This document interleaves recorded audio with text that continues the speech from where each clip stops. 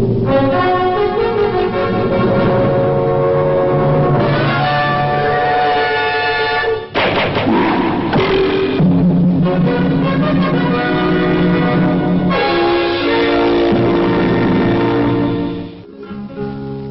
days of old, when knights were bold and practiced arts of chivalry, there lived no sadder sight, I'm told, than Sir Richard of the Lee.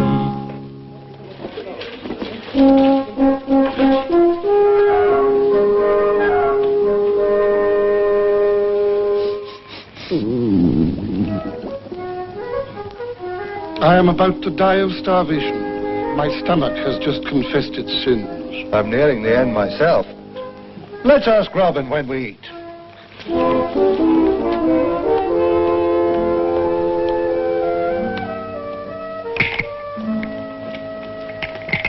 Cedric, where's our guest?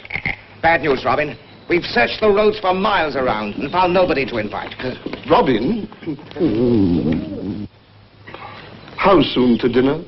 Dinner's postponed. Our invitation committee can't seem to find a guest. It's Prince John's birthday next week. All the rich people are probably on the road to London. Well, couldn't we start dinner without a guest? Just this once. No. But I'm a guest, and so is Marion. I mean a paying guest. You know our rule. We don't sit down to a feast like this unless we find someone to contribute to the treasury. Well, I'll go and renew the search. No. Let little John go, since he's so eager to eat. Choose a man to help you and go down to the Nottingham Road. The first prosperous citizen you see, bring him back here and we're ready to dine. But what if he can't find anybody? Then we wait. Now, everyone can't have gone to London. You must find a guest. Perhaps a merchant, a fat bishop, a knight. Well, if I've got to wait dinner, I can't stand these lovely smells. May I be the one to come? Good idea. Both of you go. The exercise will give you an appetite.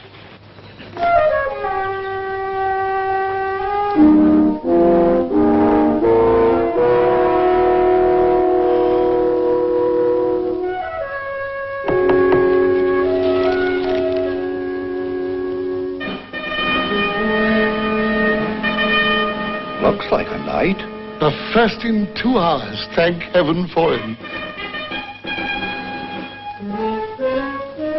Well, what if he does look a trifle road-weary? He's been traveling in hot, dusty weather. Yes, that's true. Oh, after all, Robin just said a knight. He didn't say what kind of a knight.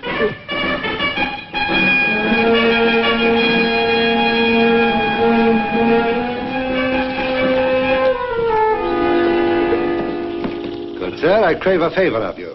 We want you to have dinner with us here in the Greenwood. Who is we? I speak in the name of Robin Hood. He would have you as his guest. Is it a matter of my own free choice, or are you going to force me?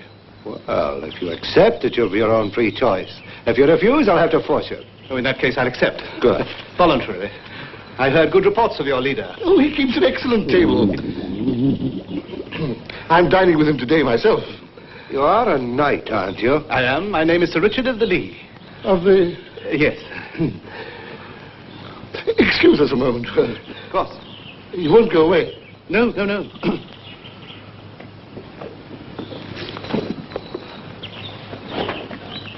He really isn't very presentable, is he? I've never seen a sadder knight nor a sorrier-looking horse in my life. Robin will probably send us back for another one. Wait another 2 hours for dinner? I couldn't stand it. Nor could I. Perhaps you ought to borrow some better-looking equipment from the store's cage. Oh, no, Robin. Oh, just as a joke. Robin would take it like a good sport. Well, all right. I'll see what I can find.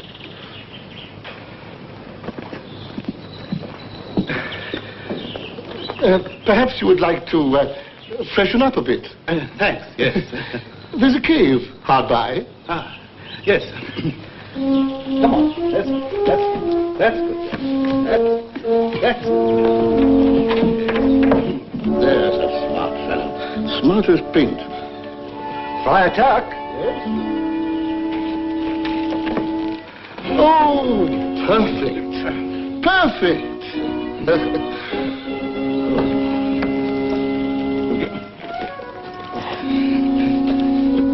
There you are. As respectable a knight as one could wish for. Yes, but... well, he's not very gay. Respectable people are rarely gay. This way, Sir Richard. Here they come, Robin. At last. Double six. Now we can eat. Here comes our guest of honor. And a right prosperous knight, if I may judge. I believe it's Sir Richard of the Lee. You know him? Yes, and he knows my father. I've been to his castle several times. Robin of the Hood, Sir Richard of the Lee. Welcome to the Greenwood, Sir Richard. Now, if you'll sit down with us, dinner is ready and waiting. Another guest, my young friend, Donald of Tewkesbury. Morrow, sir. Seems to me we've met before, young man. Really? I don't think so. You seem changed somehow. It's different. Donald has a large family. You may have met a cousin. Pray be seated.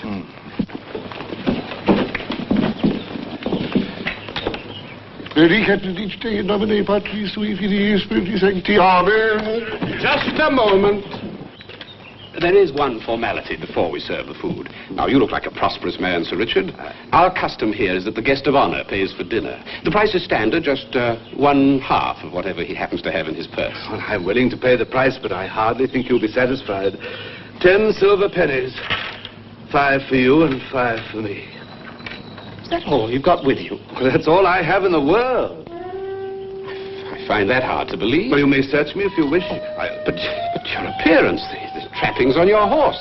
Well, they're every bit as fine as the ones we took from the Earl of Lichfield last month, and he's one of the wealthiest. In fact, they're the same trappings. And I recognize this chain mail. It's from our store cave. But your friends were kind enough to lend me this finery. Come back here, little John.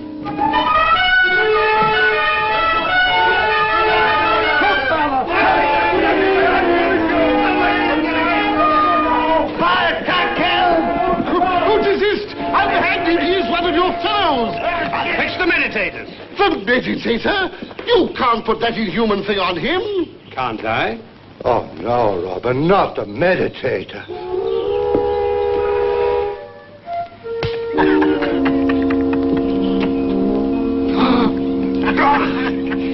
Take this barbarous instrument off me. You wear the meditators while you think over your crimes. What crimes? Looting the supply cave, for one thing, and conspiracy to defraud by misrepresenting a guest as wealthy. I admit we deserve a certain amount of criticism, but with these things on, we can't eat. Exactly. Now, men, to the table. Ah, good. Good time. That's the thing.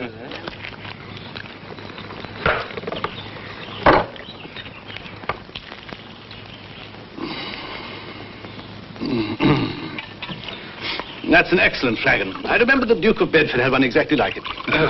Strange coincidence. Another cut from this haunch of venison. No, thank you. I've done splendidly. Your situation intrigues me, Sir Richard. You say you have no money, but at least you own a castle and estates, do you not? Well, until tomorrow afternoon, I do. Then I forfeit my lands to Abbot Franklin of Emmet. How does that come about? Well, I borrowed £400 from him a year ago and gave my estates in pledge. I needed the money desperately. My son had had an unfortunate accident. Bernard had? I am certain of it. I do know you from somewhere. Me? No. He killed a man in a joust. It could happen in any tournament, but this man's family was close to Prince John. I had to spend every penny I could raise to save my son from a sentence of murder. Murder? For a jousting accident? Friends of Prince John have their own concepts of justice. However, I managed to save my son and send him off to the crusade. I'd counted on the harvest to pay back the abbot, but it was a bad season, and now, this year, when the crops come in, they'll all be his. Perhaps he'll grant you an extension. Friar Tuck, do you know Abbot Franklin? Abbott? He's nothing but a Norman captain who's grown too old for active banditry. He probably wasn't even ordained. I'm on my way to the abbey now to ask for more time, but I agree there seems little hope for mercy. But what will you do if you lose your castle? What will your wife do? Well, people in our position haven't the training for any other sort of life. But what bothers me chiefly is the people on the estate. This abbot has an unsavory reputation. He's a disgrace to the church. The serfs in his other lands are very badly treated. And you found no way to raise the money? Unfortunately, no. The friends I could depend on most are in the Holy Land. A shameful situation. Never mind, old friend. A drink. Yes, he's a most deserving knight, and a very good lord to his people. You're Marion Fitzherbert. I am Donald of Tewkesbury, Sir Richard. As you wish, Donald.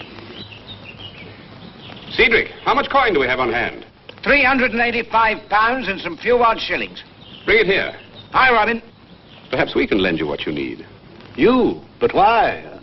You said the crops were doing well this year. We might like to take over your mortgage from the abbot. What do you say, lads? Shall we invest our savings like the merchants do? Hi, Robin. Aye, I'm for it. We'll need more. I have 2 silver marks. I'd like to get a look at that abbot's face. There you are, Robin. £385. 385, and we're still 15 pounds short. Well, I have 3 of them. Does anyone else want to put in any of his own money? But what if he can't pay us back? Oh, why, then we take his castle and his lands, the same as Abbot Franklin, a year and a day from now. I've always wanted to own a castle. Here's more from me, Robin. That's fair in the 3, God bless you. Good. Another 3. 3 more, Robin. And 2. Ah, bless you, Donald. There, we've made it up with a bit to spare. And you can keep the finery that little John and Friar Tuck lent you. Now you can settle your account with the abbot in fine style. I won't take the finery. Adornment serves no purpose but vanity. But by lending me the money, it's as though you were giving me back my life. I really don't know what to say. You don't have to say anything. Just take it. There is one detail. You'll be carrying all that money, and there are some greedy rascals between here and Emmet Abbey. Don't worry. I have my own sword and my good shield. Yes, but you don't have a bow, and as a knight, you probably don't know how to use one. Oh, I'm not meaning to say that... you ought to have someone along with him. A squire to guard him. Friar Tuck, how would you like another penance instead of the one you're undergoing? You mean you want me to go along with Sir Richard? As a squire? Well, you're free to travel anywhere. You haven't been outlawed. I don't like to send a regular member of the band that far from Sherwood. I don't like to walk that far. Why should I? Because you have a great heart, deep understanding, and unbounded courage. That's what's needed, is it? Can little John go free, too? Granted. Find yourself some squire's clothing in the store cave. Thank you, Father. Oh, it'll be a pleasure. It'll be dark soon. Why don't you rest with us and start fresh in the morning? Aren't you a bit old to be a squire? I'll be younger with some meat in my belly.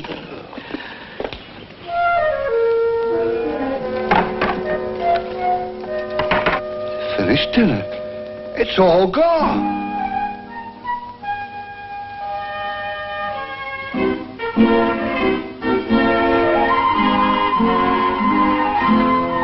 Don't you wag your tail at me, you cur!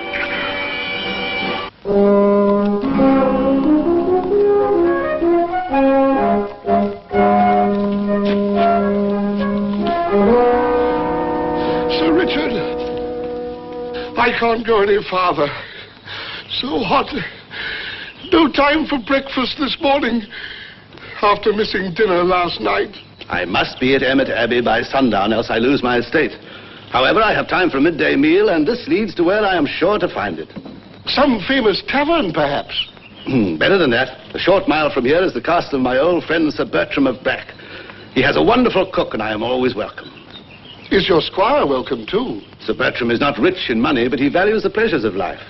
He sets great store by knightly tradition. You must take care to play the part of my squire faithfully.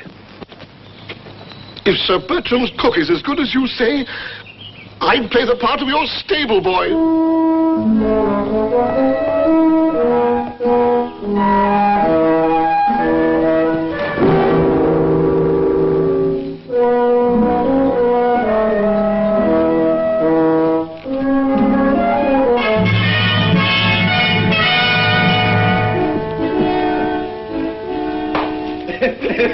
It's well known that his ancestor was only a foot soldier at the time of the conquest. I told him so to his face.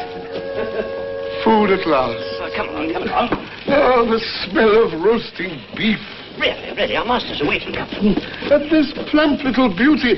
Don't overcook it. It might shrivel. The hare, and a pigeon, and a meat pie. Oh. My good fellow, you can't sit here. Why not? We're their squires. Does that mean we eat standing up? We don't eat at all. We serve them. don't eat at all.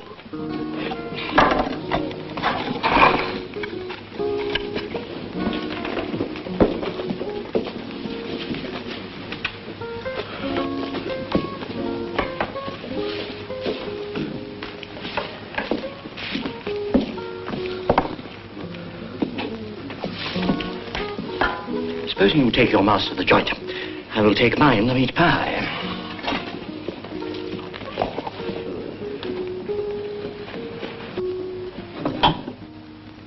I haven't seen you at a tourney in Sheffield lately. Alas, I don't get out very much these days. No, last week's tournament was wretched. There's only one joust worthy of the name. Pick of the horsemen is in the Holy Land. What is your squire doing? Are you eating our food? Explain yourself, Tuck. Eating it? How could you suggest a thing, Sir Richard? I was merely tasting it for you. How tasting. I haven't heard anything like that for years. You could learn something from Sir Richard Squire about self-sacrificing service. But why should he taste our food, my lord? To make sure it's not poisoned, of course. No Roman emperor would ever have dreamed of eating unless the food had been thoroughly tested on an underling. Even my grandfather observed the custom. As it all comes from the best traditions. Thank you, Sir Bertram.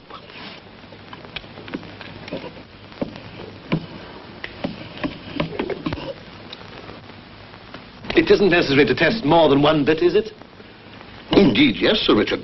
One of the most common poisoner's tricks is to leave one end of a joint as harmless as a maiden's kiss, while the other end. However, in this case, both ends are quite pure. And remarkably tasty. Your cook's reputation is well deserved, Sir Bertram. Perhaps it might not be excessive caution to see that there is no poison in the middle of the joint. You needn't do that. You're overzealous, sir. Look here. I realize I'm host at this table.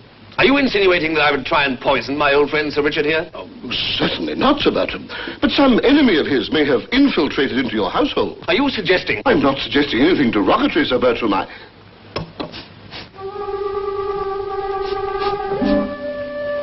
What is it? What's the matter? This is... What's the matter? Excuse me. Where are you taking that? Outside.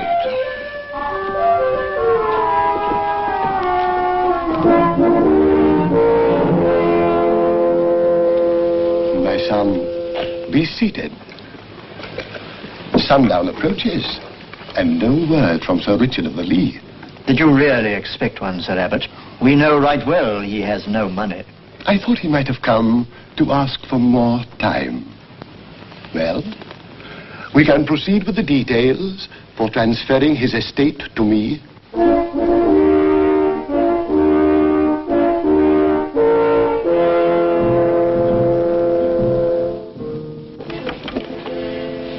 My Lord Abbot, Sir Richard of the Lee is... He is here.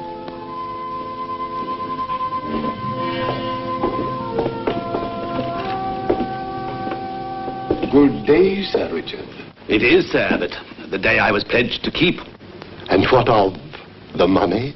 Alas, my Lord Abbot, I have but a few pennies upon my person. In that case, why did you bother to make the journey? I had a question to ask.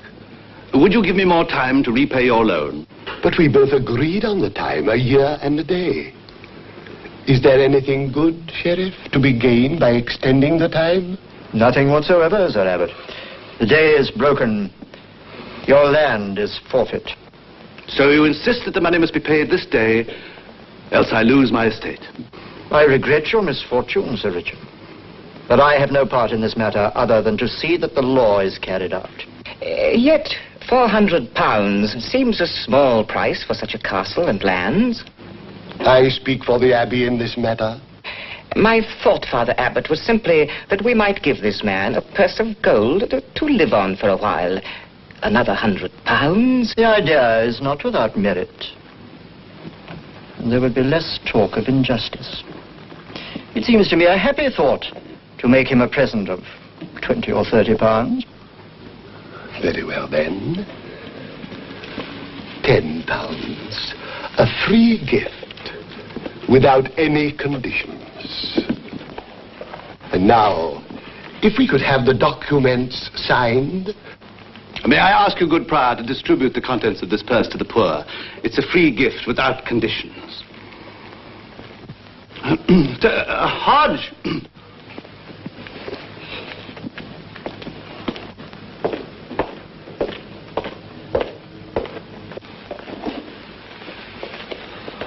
I said that I had no money upon my person, nor did I. But here is the full amount of my debt, paid as promised on the day.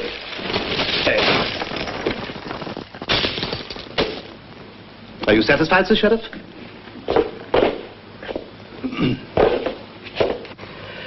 My condolences, Sir Abbot. Well, I am overdue in Nottingham. Old Sheriff, what of my gift to you? Ah, yes, your gift. I quite forgot to thank you for your generosity. Good day, Sir Abbot.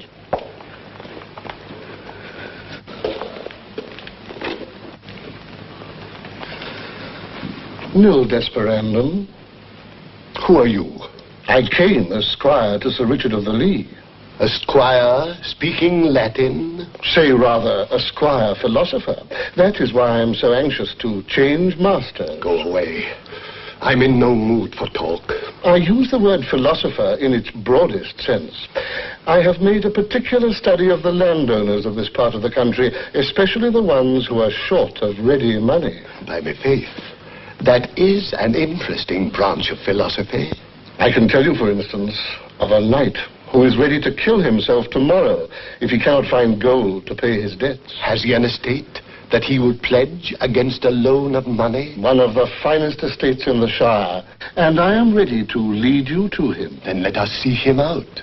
It is a worthy cause to save a gentle knight from the sin of suicide. Brother Prior, pick up the money. I shall need it.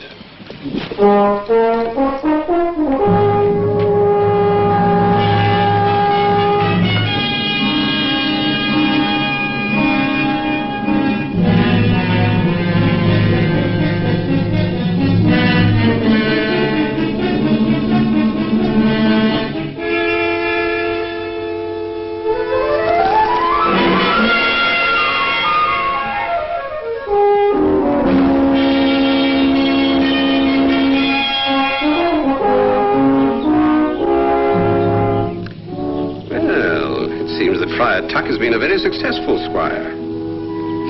Hunt up Little John and ask him if he wants to help me welcome a guest.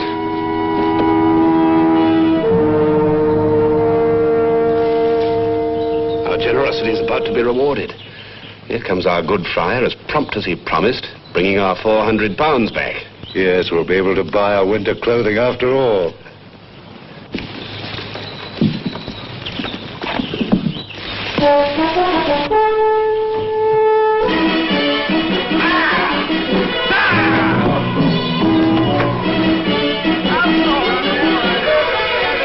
Look, Robin. Found money. Quick returns. We must lend money more often.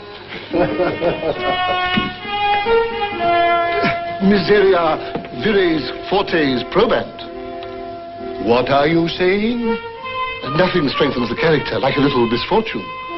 Good day, my Lord Abbot.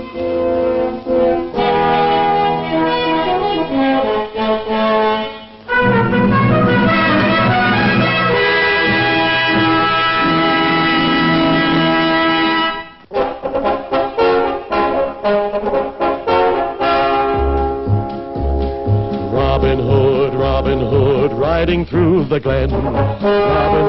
Robin Hood, with his band of men. Feared by the bad, loved by the good. Robin Hood. He called the greatest archers to a tavern on the green. They vowed to help the people of the king. They handled all the trouble on the English country scene and still found plenty of time to sing. Robin Hood, riding through the glen. Robin Hood, with his band of men. Feared by the bad, loved by the good. Robin Hood.